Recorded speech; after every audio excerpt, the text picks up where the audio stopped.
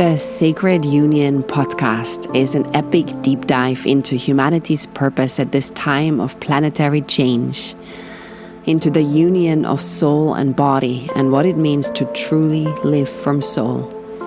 It is about the union of masculine and feminine and patriarchy and matriarchy into a partnership culture. It is more than just a podcast. It is an experience, a transmission, an intimate meeting with people who are creating the more beautiful world our souls know is possible.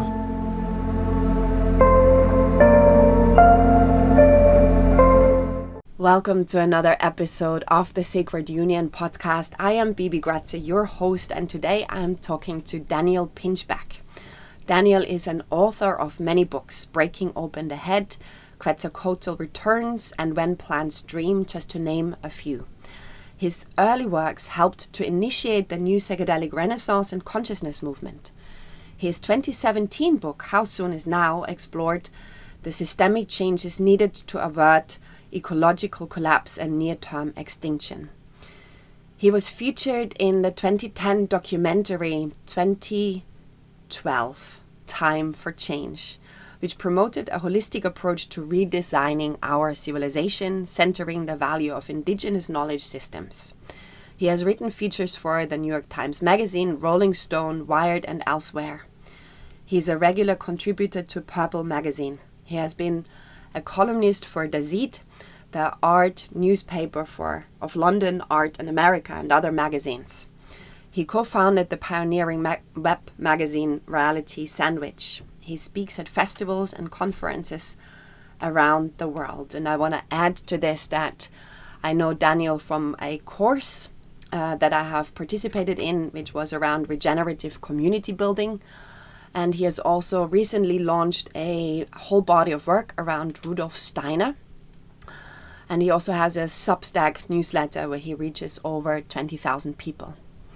In this episode, we talked about his shamanic studies and how he sees consciousness, how he experiences consciousness, and what maybe lies beyond death. We also talked about the wisdom he harnessed from researching and connecting with indigenous tribes around the world, how we make sense of what's currently happening around the world. And we talk about prophecies and the gap maybe between the spiritual community and the more science-based community, and how much of our current crisis is rooted in the war between men and women. For me, this was a very inspiring, enlivening conversation, and I hope you enjoy it too. Let's dive in. It is my honor to have you on my show, Daniel. Thank you so much for being here. Thanks for inviting me, Bibi. Yeah. I really enjoyed reading so much of your work recently leading up to this podcast. And it feels like I know a lot more about you at this stage than you know about me. But I'm really excited about this conversation. My first question is, because this is the Sacred Union podcast, what first comes to your mind when you hear Sacred Union?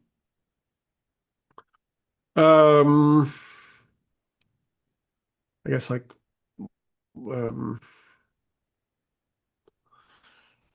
tantric eroticism is the first thing that comes into my mind, but yeah, union with God or whatever, yeah. Thank you. And as you just said, tantric eroticism and union with God, I perceive you really as, or some of your essence that I perceive is about expanding consciousness and researching the nature of reality in many ways. I have read your recent book, or one of your recent books, Afterlife. And this podcast is so much about systemic change and really this question of what does it mean to be a soul at this time. And I'm curious if you want to share from your perspective, first of all, a little bit more of how you see reality maybe differently than maybe the norm of us see reality. Yeah, as you mentioned, I've written a bunch of books. My first book, Breaking Open the Head, was about psychedelic shamanism. And I started that book as a sort of skeptic, sort of more scientific materialist. Then I had all these different, very paranormal and occult experiences that ended up confirming kind of like, in some ways, like what shamans talk about or what people like Carl Jung and Rudolf Steiner talk about. So, although I easily forget it on a moment by moment basis, my sense is that we actually live in this very like, kind of multidimensional reality where there are these other layers of, intelligence or consciousness that are, some of them are helpful, some of them are, you know, dangerous, some of them are ambiguous. Yeah, I guess that's part of it. Mm. So a Yeah. multi-dimensional universe with maybe some dangerous and some more kind or curious aspects of existence. I Yeah. like a lot of there's cosmologies, he talks about Mm. different forces that work on human beings all the time, like the Ahrimanic forces and the Luciferic forces and so on. Um, and I'm sure there's, angelic forces. I think we have guardian angels, all that stuff. Have you do you want to share any of your paranormal experiences with us so far? Yeah, I mean, I've written about them a lot in the books. Sometimes I feel like they kind of feel more like if you try to speak about them, it feels either you're like sort of like they lose they sort of more like attenuated, like they lose some of their force. But Mm. I mean, if they maybe they come up naturally in conversation. There was a whole different range of things. Mm. Yeah, Point of me asking that first question was maybe the differentiation of consciousness and how most of us understand, or I think the normal status quo in our scientific world at the moment says that consciousness is occurring in the body, or that there's something. While perhaps you point towards this idea that the body occurs within consciousness, and consciousness is sort of more a fundamental aspect of life in itself. Mm, would you say that's yeah. I mean, accurate? that's totally how I see it completely. Yeah, I mean, philosophically, I'm like what's called an analytic idealist. Mm. So I think that the whole universe is actually consciousness expressing itself, and that it has to sort of create, universes and then planets and then, animals and then people to have these sort of like, containers of self-reflection. Because in its like imminent state, it doesn't have any subject-object distinction. So, yeah, so consciousness is not just like a push, like materialists think or Darwinians think. It's more like a pull, where this consciousness that we're all part of wants to know itself, and the way for it to know itself is to create more and more complex containers of consciousness with more and more capacity for reflection and so on. Which is where we kind of, I have a frog too, sorry, where we circle back to the sacred union and the tantric union between Shiva and Shakti. I don't know if you're familiar with the Hindu myth of the formless becoming form Shakti, so that um, they can experience each other through the form and the formless. And I also want to touch on the perspective that we are currently in a global initiation of some sort, that there is a collective change of consciousness happening. That, um, maybe we are at the end of one kind of civilization and birthing another kind of civilization in that way. I'm curious if you want to speak to what you see maybe are the key markers of a transition like that happening this time. Sure. I mean, years ago when I wrote the 2012 book and also made a film, 2012 Time for Change, I think I had a bunch more hope that, this would be an accelerated process where maybe we would see the really like positive, you know, transformation, like society becoming more wise, more integrated, kind of like um, kind of beginning to have more suspicion around, technology, and yeah, maybe building different structures for more participatory democracies and so on. Unfortunately, it doesn't really seem like that's happening. I mean, some of that is happening. I mean, it's all out there, but I mean, it definitely feels now that we're, going through some other kind of more like destructive process. Where kind of, I mean, in the US, it's basically like the worst people you could possibly imagine have gained all of the wealth and power at this point. And they just seem to have very malevolent intentions. All they really care about is maintaining their own wealth and power. So, and because there's, more military capacity, more surveillance capacity, more manipulation capacity, Mm. it looks like a very dark time. That I don't know if we're gonna see that end in our lifetimes. I don't know. I mean, I hope so. But yeah, ultimately, hopefully there will be a birthing of a different, awareness on a wide scale. I'd really hoped that that was, moving fast. I was very enthusiastic when I discovered transformational festivals and all that stuff. But somehow, and maybe it still will. It just felt like instead of that energy like spraying and people trying to really create, kind of bringing that energy. I mean, I tried to do that years ago with my company and so on, but it felt that the elites could have banded together and kept all the good stuff for themselves, and the mass people got more and more frustrated, with their like bad TV and bad food, and the sort of schism got bigger and bigger. So yeah, now you have these like little enclaves of like hyper privilege, whether it's like Tulum or Ibiza or Burning Man, and yeah, I think that whole movement has gone in a really wrong direction. Like if that was going to be the seeds of like an enlightening movement. So yeah, I mean now all bets are off. I mean, I don't know. I don't know if we survive this stage. Yeah, it's somehow it seems like in this phase of human development, these sort of like, the worst, most toxic, masculine type values like, manipulation, power, sociopathy have, the sort of capacities that lead to amassing worldly power and influence. Whereas if you don't do that stuff, you're sort of marginalized. Yeah, I'm hearing that you started off some of your journey with a lot of enthusiasm and discovery and this real urge to maybe create a different narrative or be almost like a narrator of that story, that enlightenment movement in some way of what was happening around the world. And I would agree with you that there is a privilege and sort of an elite, maybe shadow in our more conscious community in some way. And I'm hearing that there is a bit like a maybe a hopelessness or uncertainty, at least in how you describe the situation right now. I mean, if I'm honest, like when I, and I'm really, I spend a lot of my time in my newsletter looking for a way out, but without a large scale popular movement, which just doesn't seem to exist right now, you could easily end up with like permanent autocracies.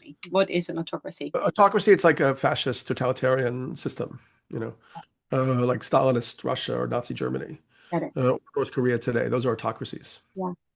Hmm. because they have all the tools for that. And a lot of yeah, like memory is a very fragile thing, and a lot of our memory in our culture is prosthetic, which means that it's either in books or now it moved to the digital and so on. And now with the power of artificial intelligence, it's really possible to kind of like overwrite that really really quickly. Yeah, like we see in cultures like North Korea, where young people. I mean, I saw this young woman who escaped from North Korea, and she said that until she was in her early 20s, it had never even occurred to her that whatever his name is, Kim Jong-un, wasn't a kind of demigod. It never even occurred to her that person was like a normal human being. And when you have control of the information environment in the media in a kind of one-party state, you can really manipulate people's understanding of the nature of reality. In the U.S., which was supposed to be kind of the bastion of a certain type of democracy, which always a bit false, whatever we were not able to safeguard, we're now in yeah, it's a very dangerous scenario because the people, not only Trump, who would like to be like Kim Jong-un, he was very straightforward about that, but the people behind him who want to create a white Christian nationalist autocratic society, they've amassed a huge amount of wealth and power, and they're just gaining more and more of that really quickly. many people are against all of that, but they're much less well organized than the people who are engaged in this takeover, or coup d'etat, or Second American Revolution, or whatever you want to call it. So I really hope that my worst fears are not realized. Like many people, I'm thinking, all right, maybe I have to get out of the US, but I don't think it's going to be different anywhere else. Because if they manage to figure out how to do this here, they're going to export it everywhere. It'll be in England, it'll be in Germany, it'll be like, we'll have like these autocratic societies where freedom of thought is tightly restricted. It's actually like, yeah, it's kind of like 1984, but worse, basically. So, so yeah, it's kind of ironic because you asked me the question about this evolution of consciousness, which, um, was the thing that I was believing in and hoping for. Yeah, it's like, we may be learning the lesson of this phase of our, multidimensional reality. And even if this phase ends, cataclysmically in a physical sense, those lessons will be imprinted into people's like souls or spirits, or whatever you say. And the whole thing may reconstitute itself in a different world or different situation or something. That's kind of what Steiner kind of suggests. Like he looks at, reincarnation, not only individuals reincarnating, but worlds reincarnating, the earth reincarnating. Of all of the occult, modern occult visionaries, I think he's the most important. Yeah, I've seen that you launched a workshop recently and you did a body of work around that. That's also what a lot of the indigenous cosmologies talk about. Like the Hopi talk about this being approaching the end of the fourth world, and that then leading to the emergence of the fifth world. Or the Aztecs talk about the age of the fifth sun and the age of the sixth sun. So, it might even be that we are moving towards, in this scenario, kind of physical extinction through artificial intelligence, nuclear war, yada yada. We have, certainly a range of like it's like we can't seem to stop making more existential threats. When we haven't even, so there's some lesson that obviously we all have to learn around technology, power, control, and so on. And but maybe we learn that in extremists, like what the lessons that we need to learn over the next decades. But it's not like a pretty thing, unfortunately. Where, it could still be. I'm all for that if that happens, where there's like a mass rising up of the heart chakra and everybody holds hands and stops genocides and redistributes wealth so that everybody has enough and nobody has too much and so on. Like that's what I would rather see. But I don't. It seems like we're far from that at the moment. Then you talked about the Hopi vision or Yeah, I wrote about it in the 2012 book. They talk about we're on the end of the fourth world and we're moving towards what they talk about as the fifth world. yeah, and the Aztecs say it's the fifth and the sixth, so there's like, similarities in a different way. Yeah, it feels like because the Hopi were probably originally from Mesoamerica and traveled north. Yeah. Uh, there was like Anasazi, who were like probably the Hopi before they were named Hopi, who they had a Chaco Canyon and they found like some of the same symbols, like the feathered serpent that you find in Aztec and Mayan culture. So it seems like a pretty coherent, that has different versions. I mean, I've been fascinated by Mhm. this guy Sergio Magana, who's a Toltec Aztec shaman, Right. and he wrote a book where he talks about Mhm. the Aztec idea of the fifth sun and the sixth sun, Mhm. kind of like the Mayans have these like 5,100 year cycles. Mhm. So we just went from, we passed over the long count. We entered the next 5,000 year cycle in 2012. But I think his thing was like, it's a little bit different, but they're polarities where we're moving from the fifth sun to the sixth sun. So it's like they go from a polarity from sons of light to sons of darkness. So the last period that we were in was a sun of light. And that's a period where like kind of waking consciousness, rationality, logic, daylight consciousness is the predominant tonality of human consciousness. And then as you go into the sun of darkness, it becomes more like about the dream world and the psyche and the unconscious. Mhm. So that changeover, according to Magana, according to his teachers, happened between 2012 and 2021. Mhm. So it is interesting that now we're in this world of like fake news and deception. We don't know what to trust. Everyone's struggling to discern. It does seem to fit into that model, and to me anyway. Yeah, it's interesting. I studied with Bruce Lyon, who I don't know if you have ever heard Yeah, of him. I've Yeah. worked with Bruce. Ah, yeah, right. So he channels an ascended master DK who talks about this being the fifth experiment of humanity. So there's like some similarities in some way there. And the experiment of humanity in itself is defined as um, bringing love into matter and looking at like how can higher frequencies kind of wield the lower frequencies of Earth. Um, Obviously, four other experiments having failed in some way, and then we'll see what happens with the next one, which is in some way what you just shared is a little bit opposite from some of the more Vedic traditions where we talk about the Kali Yuga coming to an end, which Mhm. is sort of the 12,000 year cycle of darkness coming then uh, to an end. Yeah, but And if you look at, yeah, uh, go for it. there's a lot of it's not really known. There's different traditions within that talk about when the Kali Yuga ends, Right. and in the ones that actually seem more believable, it's still quite a ways off. It's not like it's ending this year. It's more like, but I don't know. I mean, it'd be great if it ended. Interesting. Yeah, I mean, this is why I found your book, The Afterlife, so interesting. I have had a huge passion for the last 2 years to study NDEs. Um, read I don't know how many stories and watched YouTube videos and documentaries, looking at also mediumship and how mediums communicate with beings and spirits from other dimensions. And I'm very intrigued by that all. Having a scientific background, that kind of was a real eye opener for me. But I find the research and the data very intriguing, let's say the least, and pointing towards the direction that life in this form doesn't end, or the consciousness of us, continues to exist in some way. This ties into an exploration for me that I've had for a long time. So my background is marine ecology. I studied marine ecology and worked for the United Nations for a while and was part of this generation where, similar to you in some way, I felt very enthusiastic about saving the planet and doing my bit to do something for the oceans. And then personal story kind of hijacked that trajectory and sent me on the path of soul initiation, soul work. And now I'm a sex and relationship coach.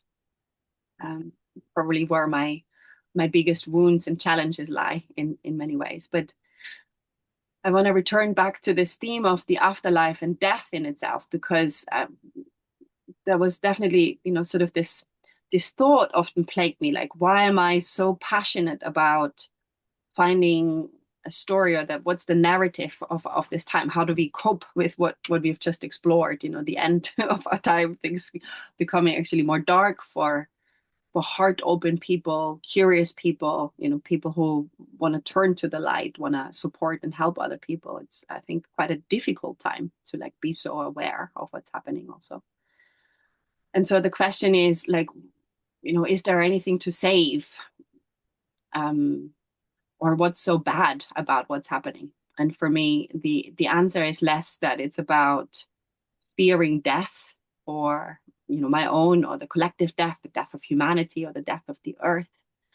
But it's really, I think what gets me more is the level of injustice and the unconscious that we are meeting life with. I don't know how that is for you. Yeah, well, I mean, yeah, the injustice is pain in my ass. Yeah, no, it's like crazy situation, I don't know why but I mean, I think I was with one friend, my friend Jonathan, who works with Sequoia, who are an ayahuasca tradition, and he was pointing out that, look, if the gods wanted it to be better than this, then it would be, if they want, I mean, it's, we're obviously in this situation because, whoever's running the show has, maybe us in our higher dimensional form, too. has decided that this decreed that this is the situation right now, you know. Our existential kink. Have you ever heard of Yes, yeah, I know Carolyn actually. She actually ran. I had a volunteer organization years ago, and she was our Pittsburgh coordinator. And I'm really happy for her that she, yeah, suddenly became such a star. Yeah, completely. It's existential kink is a very useful idea, I think, to understand what's happening. Yeah. that? Yeah. And how do you cope with this? I mean, I saw you laughing just now, which is great to meet this whole situation, the interest with humor, but how do you personally cope? What's hardest for me is I feel that I, made mistakes. I could have been a lot more helpful. Like I was building a whole organization, but I didn't really know how to build an organization, and had my own aspects of shadow, particularly around sex and relationships that I hadn't dealt with, and so those came fully kind of manifested, and yeah, I feel like a lot of the good I could have done got sort of negated. So that's been really sad for me. But in general, I mean, I do have this, tantric, like samsara is nirvana kind of perspective, whereas like, yeah, as I just said, it's like surrender. Like, I think that we don't really have free will in the way that we like to think that we have free will.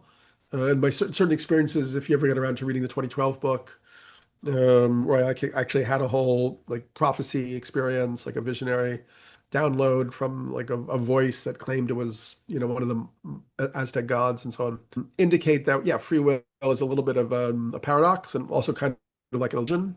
So it's like, what are you going to do? You got to just like enjoy, the thing, I mean, every moment is fantastic in a way too, I agree with that. Yeah.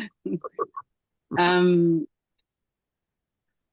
there was something that deeply touched me in the Quetzalcoatl book, where you touched on how men are being portrayed or treated in this society, and it's almost like sort of this aftermath of women having felt disempowered for so long that men now are a bit treated like shit.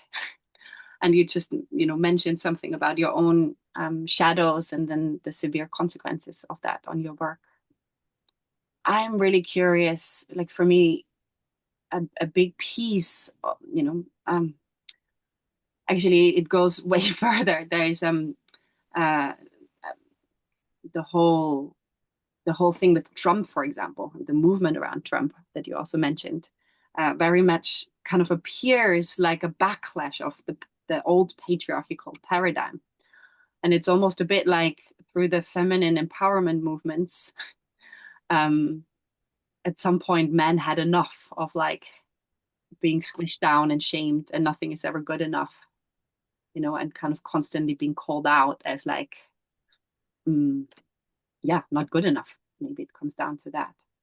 So there's a big curiosity for me how much of our systemic change and this whole enlightenment movement actually needs to go right into the core of the matter, which is sexuality and relationships, patriarchy, matriarchy, power, sex.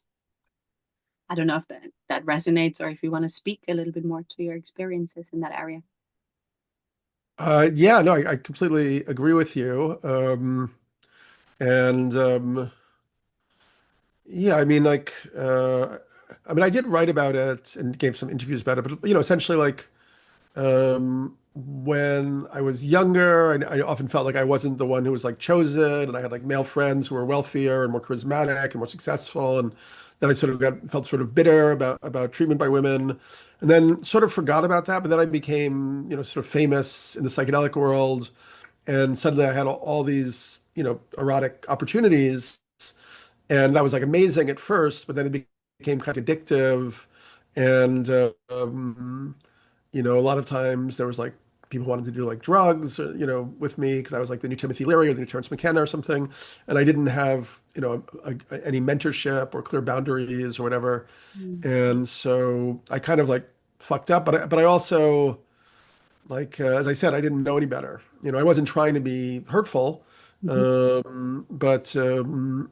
you know, in retrospect, what I should have done is when I had, success, which was like 2006, when I had a best-selling book, I should have taken a couple years off for myself and done a lot of like therapy and parts work and all that stuff. But it wasn't even really as much that, back in a much part of the culture back then. It was like, and also I was completely consumed with, being freaked out around there only being so much time till 2012, which was the title of my book, and that, we had to kind of like build these sort of alternative networks, like media community networks, to deal with this, transformation that was going to come. So yeah, but I've done a lot of thinking about it. Actually, I was working on a book with another ISTA person where we were going to tell our own personal stories and then kind of talk about the situation. But then she can't really write that book right now because she's moved to Egypt, and it's like that kind of information is really, you have to be really careful about it there. So that was unfortunate. We'd actually been doing a bunch of work on that. I got very interested in like Tamara and Ista and so on. I mean, I completely agree that a lot of what's happened with the rise of the right wing in the US and Trumpism is male anger against women equalizing power, or even going ahead of men in some ways. Like apparently, like 70% of college graduates in the U.S. are women now, and they're doing better in entrepreneurship and in they're at least in the middle of the corporate ladders, even if the CEO types are still mostly men and so on. And as women gained financial independence and I guess intellectual independence, I think they've been sort of reevaluating the bargain of relationships with men. And a lot of them have like withdrew from wanting to have traditional relationships. And so now there's like, part of this whole movement is like the trad wife movement. There's that woman, an English woman, read that book Against the Sexual Revolution, which is quite interesting, which basically argues that, men are like inherently kind of antisocial and brutal. And so you actually need the institution of the monogamous marriage, the nuclear family, to kind of like tame the negative aspect of the masculine. Um, yeah, I think it's like, as I said, I was trying to write a whole book on this, and I hope I do at some point. It's there's so many different levels and layers to it that it's hard to sum up in just like one answer or one conversation. But um, yeah, and then there was like this whole period of the sort of progressive woke culture where it became really focused on identity and people feeling like a victim, you know, based on whatever had happened to them, either in their own lives or generationally or whatever. Yeah, and then there was the cancellation, like I got canceled and so on, or I canceled myself in a way. And that's, it's like, and I'd actually spoken publicly about how I felt I'd made mistakes and tried to go to people where I felt I'd offended them and asked for forgiveness. I did what I thought I could do. And yet, it felt like there was no way to have reparations in the culture because once you had this like scarlet letter on you, I mean, it still feels like that in a lot of areas. Like, there's probably a lot of areas that I won't be accepted in. But in a way, I'm kind of, I always sort of live my life as a kind of experiment in a way. So it's been sort of very instructive to see how, yeah, how these energies move through society and how like, just how difficult it is really. Really What, touched. Um, yeah, the piece of anger against men and what you just shared about the book about the against the sexual revolution book and how she portrays man. Very common narrative. I love man, and um, there's a huge devotion to my work to educate man around sacred sexuality, as well as look at the power struggle in couples and kind of look at how we can solve these power plays that are playing out on the collective. yeah.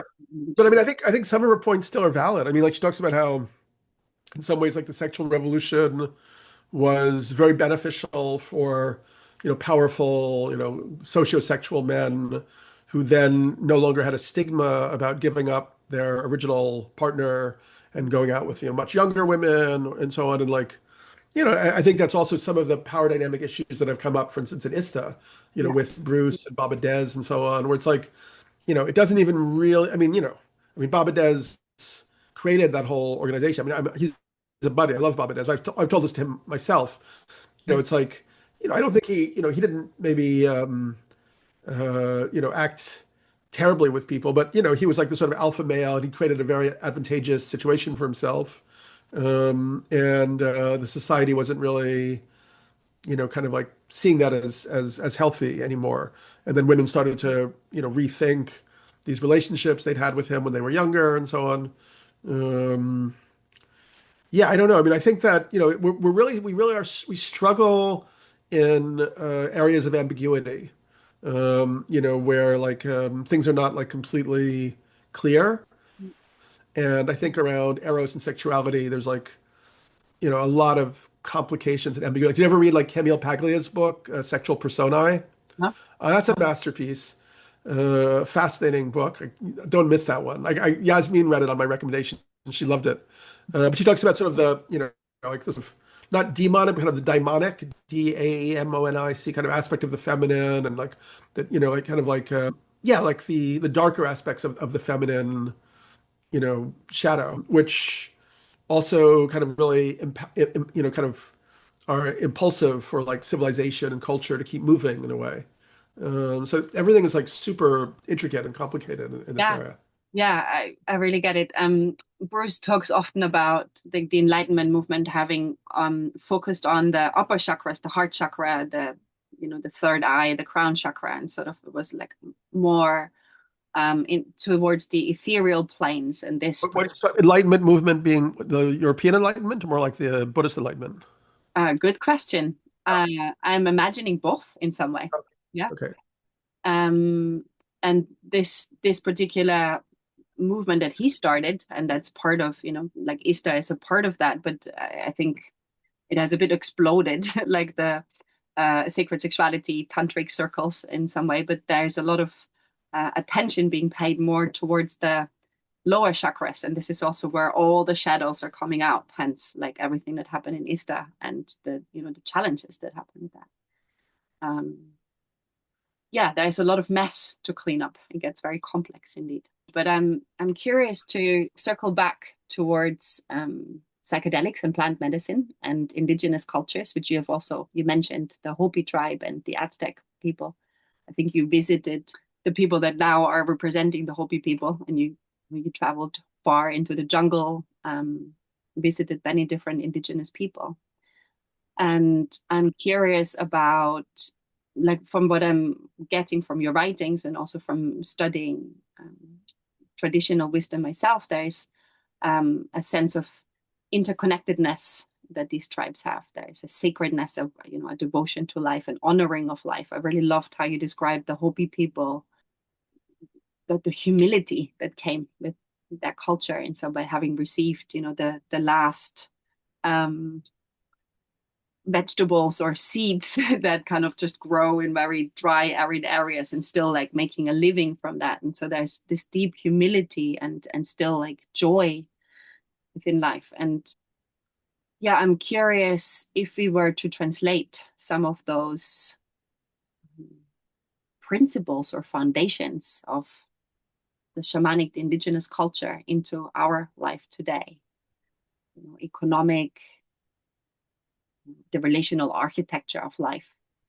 How would you see that change? I did sort of try to go into that a bit in one of my books, How Soon Is Now. Like for instance, there's a book called Society Against the State by this guy, French anthropologist Pierre Claust, who spent a lot of time with different indigenous cultures, particularly in the Amazon. And he kind of argued that these societies had really developed intentionally to avoid there being hierarchy. So even if there was like a chief, the chief really didn't have the power to like order anybody to do anything. He couldn't send people into battle or whatever. He was more like the mediator and like the best storyteller who mediated conflict, who held the stories and myths of the community and so on. And his power was usually invested by like the council of grandmothers, like the older women in the community. And if the chief went into an ego mania, then the council of grandmothers could, dismiss him and find another chief or something like that, or people just run away into the jungle. So yeah, he wrote about how those societies were organized differently. I think Iroquois Constitution, Iroquois Confederacy in the U.S. would be something to look at. They're also like for them, like the leaders would generally be the ones who possess the least material goods because they were the ones who were just their nobility was kind of represented by their generosity. So if people gave them gifts or they won stuff or they would distribute it through the community. And so it's like the opposite of what we have now, where we're supposed to be like, oh, Elon Musk, congratulations on making $1 trillion. Oh, Peter Thiel, you're worth 80 billion.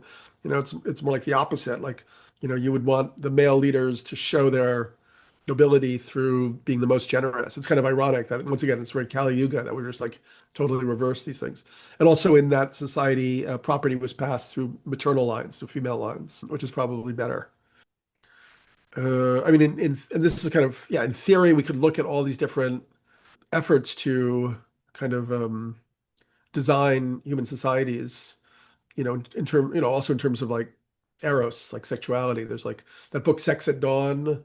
That book, talks about, communities like Chinese indigenous communities where the young women have like total freedom and they can bring whoever they want to their bedroom, and that's fine. Yeah. So then, Tamara tried to build like a model for a open partnerships, everything fully expressed and fully conscious. Yeah, we have very limited models in modern society. It's like everything is the tax structure, the financial structure really supports just one way of like being and one way of organizing. But Uh, you are researching and studying different models. I have been part of your course, Building Regenerative Community, and you interviewed a lot of people in there that are visionaries or actually, trying on the land to, yeah, to create alternatives and to try yeah, to test different ideas. Was there one project that stood out for you apart from maybe Tamara or the more common ones that you've mentioned? yeah. And there's the idea of creating like land trusts, like cooperative structures. We had a lawyer. I don't know if it was that course, the earlier course, speak about that. There are my friends in Costa Rica who've built kind of like some kind of local mutual aid, I think, thing in their area. Yeah, I mean, there should be more, to be honest. It's surprising there aren't more. I mean, have you been to Dominher? No? No, I really want to go there. It's an Italian intentional community. They had like an esoteric guru, and they burrowed out these huge chambers in the Alps. That is, yeah. And I think it's the, an underground temple, something really marvelously yeah, beautiful. I've heard of them. and they have like a guild system, like a whole system of crafts. They have their own currency, and it seems like it's maintained itself really well even after the guru isn't there anymore, which is a great sign.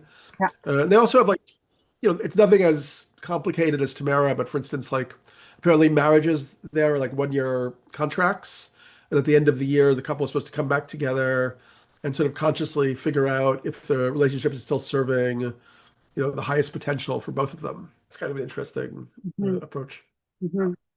Yeah, I guess a part of my vision and my dream is to interview more places that for me are creating at least like a fractal piece of the new earth and look at how did projects like this start, how did they finance projects, how did they solve the hierarchical power structures, how do they kind of deconstruct the systems that we live in to inspire hopefully more people and give some more guidance. Yeah. Have you been to a medicine festival in the Yeah, UK? yeah, many times. I usually work there every Yeah. summer. Yeah. Oh, cool. I was there at the last one. It was so nice. I loved it. Yeah, I mean, we'll see. I mean, maybe the pressure has to be turned up, and then all these alternatives will become more viable because it'll just be a better way to live. Which Um, is part of maybe my way or my perspective of seeing this. I mean, I've had so many different stories, but I think the first one was that we are a bit like cancer to Earth, to planet Earth. yeah, Um, I'm sure you've heard of NDEs where people died with cancer and then woke up and their cancer was miraculously cured because they had kind of reached, or connected with another dimension and the light in itself and healing happened. So there was like that idea of like, are we a bit like cancer to earth and we need to go through some, some big transformation in order to come back and be miraculously healed?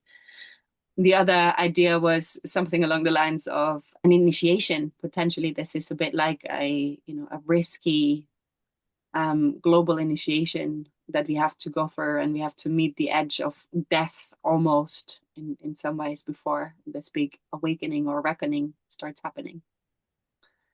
Yeah, I Um, mean, that definitely rings true to me still, for sure. I guess the cancer, I mean, there's this whole idea of like, I don't know.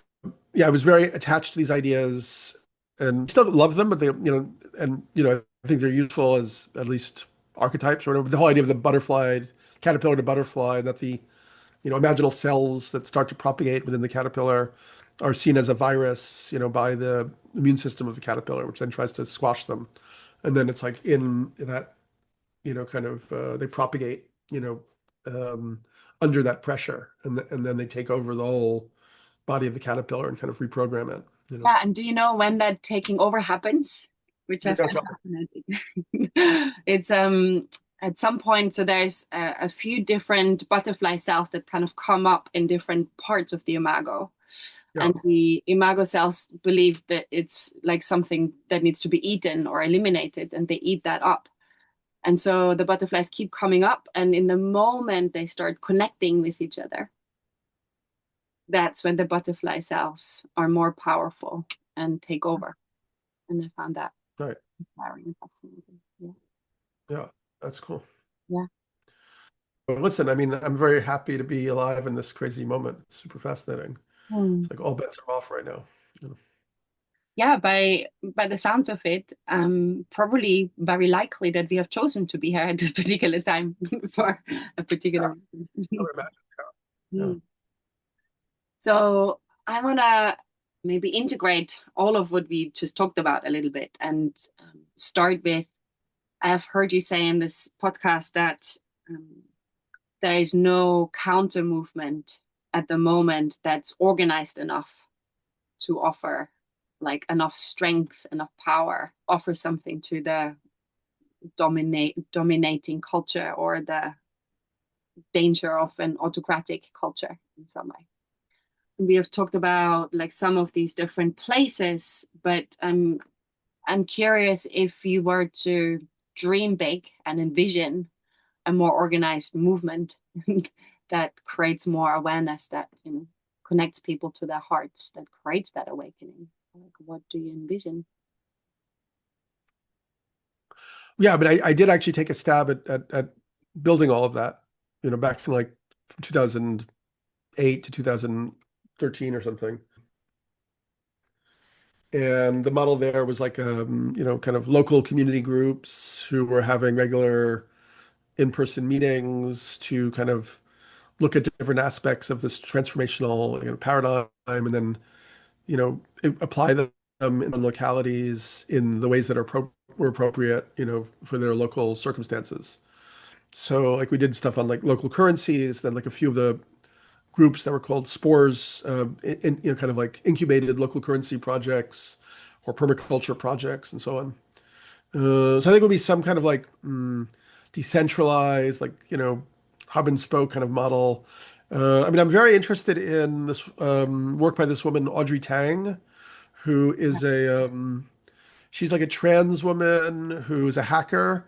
Okay. And she was part of a student rebellion movement in Taiwan called the Sunflower Movement.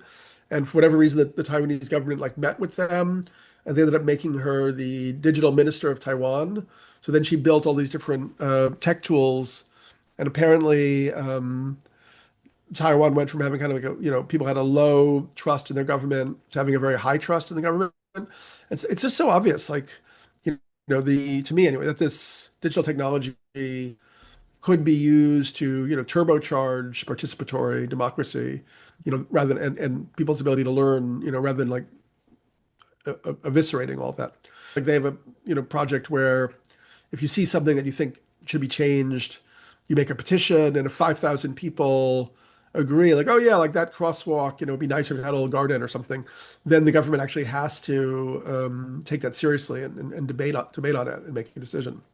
So Yeah, I mean, I think I still really, I argue a lot with a friend of mine, Douglas Rushkoff, who doesn't think that even though he's a technology and media critic, he thinks that we're not really going to have anything in that way that's very transformative. But I think actually we still could, you know, build some kind of infrastructure for a more participatory society. And if it was more direct democracy, I think that would also lead to more sharing of, resources and not so much. I mean, the wealth inequality now has reached an incredibly absurd level. It seems completely unsustainable. So, Mhm. but we're also in a different. I mean, then there's the whole question of artificial intelligence and whether we're going to lose like 90% of the jobs or something are going to go into and which could also be catastrophic or it could be amazing. If people are then given tools to and resources and they can like evolve themselves in different ways and stuff like that. So yeah, it's a crazy moment, really. Yeah. Right. So you, for 6 years, you had this vision of building a movement. You started setting up local groups uh, Yeah. to create decentralized, democratic governance models around what should happen on a local kind of day-to-day basis. And then what Yeah. happened? We really kind of like just ran out of capital. Like, and I was having a lot of trouble with the people that I was working with. That we ended up with a CEO who was just more wanted to turn into something commercial. And then I had this sort of eruption of my own shadow material and sort of questions around, my authority and so on. But I think, all these things at once. But I think it's, that's one thing that makes me very sad because we see how in the right wing in the US, they've paid lavishly for all of these efforts to make society more right wing. But on the leftist side, you really are starved for resources. Yeah. So that's why the right triumphs. You can get any money to do, progressive things really. Or if maybe you get a little bit of money as we did, and then you make one shot at it. And if you need to, like, and it was, we had, I think, 60 local groups and we had, a media infrastructure and a social network. I mean, it was definitely working, but we needed more time. We needed more runway, and we couldn't get that. It's like just another example of how a soul calling, something that like, really, yeah, comes from soul isn't supported because wealth or money is the domineering power on planet Earth in many ways. Sure. I mean, it's complicated, but yes, that is a problem. It's a part of the problem. Yeah. Part of the problem. When I visited, have you know about the Kogi and the Arawak people in Colombia? I know about the Kogi people. Yeah, I know some of Yeah, the, Arawak, are the neighboring group. They're very, very similar to them. right? We did a couple retreats with them, and like one time I was trying to understand like why they came down from like the mountains, spent time with us, and so on. It was like their core message. Finally, after listening to them for days, I was like, okay, I think I get it. Is this what you guys are trying to tell us? What I said was like something like the world we experience is a direct reflection of our level of consciousness and spiritual development. And they said, yes, that's it. That's what we're trying to tell you. So that is interesting. You know, maybe it's a question of like getting to that next, whatever that next level is. Mm. And the world itself then transforms if enough people kind of like reach that level. I don't know. Me in a way of Ken Wilber's work with the spiral dynamics and the four quadrants and sort of this idea that we can be highly advanced in sort of a one particular area of our lives, but Yeah. then not very advanced in the relational or the emotional, where we are sort of very much like Paleolithic, sort of, um, versus our technological advancements are highly evolved versus our relational or our sexual or our, shadow advancements are very low. And the Kogi people are, I think, the ones that have shamans that live in caves for up to 13 years in darkness. Yeah. The kids who are going to be the mamos or the elders, the boys can spend a long time in caves. Yeah. They're worth visiting. We might try to organize another visit to them at some point. And that was like some of my Fascinating. favorite experiences. Great. I'd be very interested. There's definitely a lot of pull and direction towards Colombia at the moment. I recently met a group of people who traveled to England, but they're really living in Colombia, part of a community called El Juego. I'm going to bring them onto the podcast. They are an intentional community for the last 9 years. And their advancement in terms of conflict transformation and leaning into conflict, the relational aspect of our lives, is probably one of the most advanced that I have ever experienced. It was like life-changing to be part of that work. Beautiful. Yeah.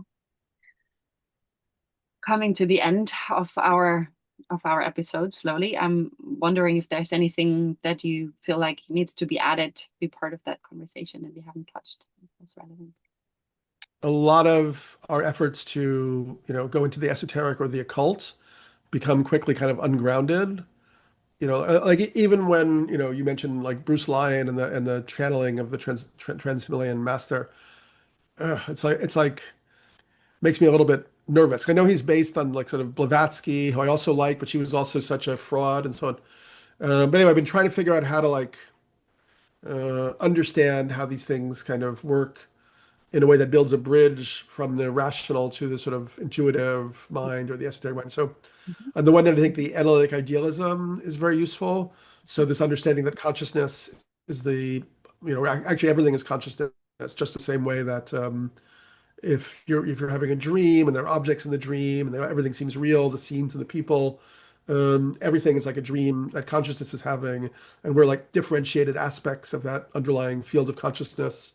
Um, and that allows for, you know, telepathy, psychic phenomena, miracles and all that stuff becomes much more logical.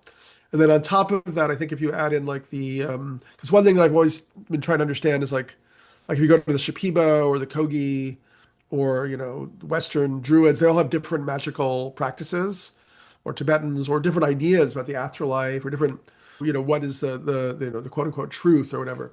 Like Rupert Sheldrake developed the idea of like morphic resonance and morphogenetic fields, and like so maybe like when you have a culture that's living in a certain place for thousands of years, they build this whole reciprocal relationship with like myth and story and language and ritual practice. So they sort of like they're weaving this whole morphogenetic field in that environment, and that allows for different types of magic or enchantment to function within that context. But if somebody comes from a totally different context, it might not function for them in the same way.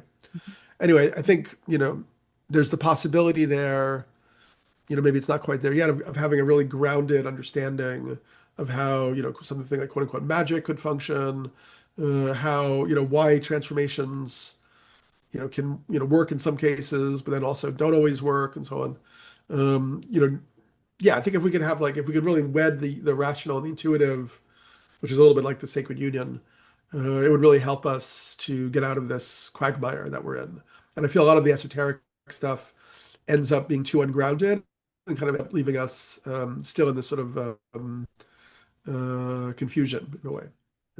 Yeah, interesting. I like that thought that because the more conscious people then have a tendency to lean too far into the esoterics, we actually push people who are skeptical away and kind of create the opposite of what we really aim for in some way. That's what I'm hearing. Right.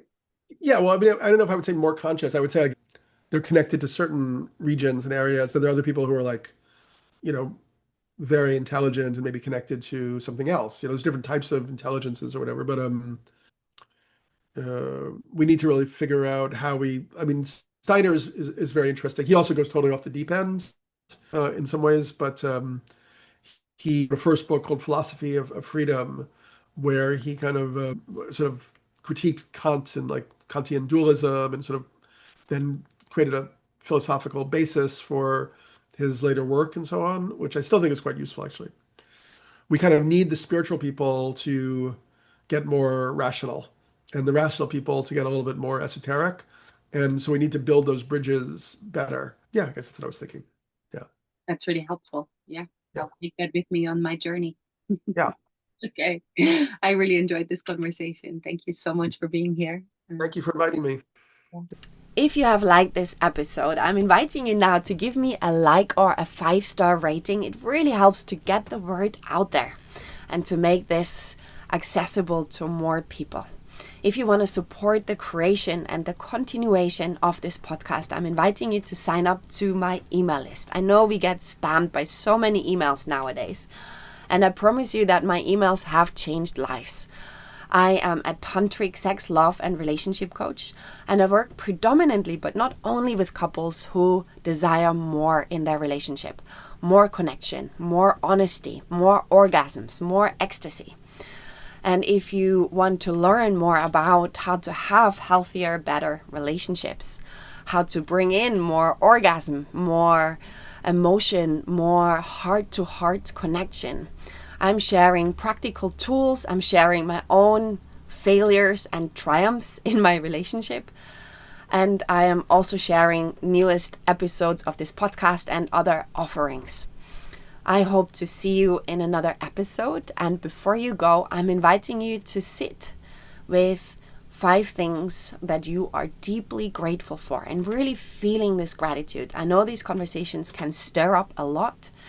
And to take this moment and really feel the preciousness of this life and what you're really grateful for really helps us to stay connected to why this life is so beautiful and magical. Thank you so much for being here with me. Until another episode.